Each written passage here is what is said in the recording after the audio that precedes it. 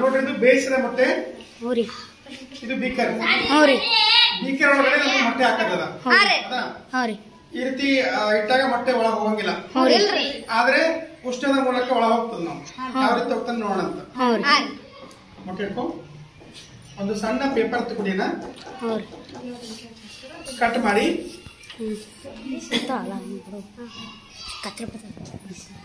ಒಳಗೆ ಹಾಕ್ಬೇಕು.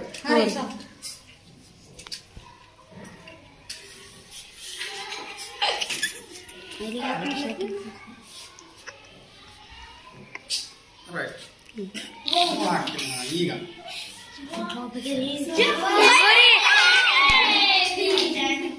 ಆಯ್ತಾ? ಇದೇ ಉಷ್ಣದಿಂದ ಏನಾಗ್ತಂದ್ರ ಒಳಗಡೆ ನೋಡ್ರಿ ಗರಂ ಇದ್ದಾಗ ಪೇಪರ್ ಒಳಗ ಇಟ್ಟಿದ್ದಾಗ ಗಾಳಿ ಬಂದು ಮೊಟ್ಟೆಯನ್ನ ಒತ್ತಡ ಉಂಟು ಮಾಡಿ ಮೊಟ್ಟೆ ಆರಾಮಾಗಿ ಒಳಗಡೆ ಹೋಯ್ತು. ಈಗ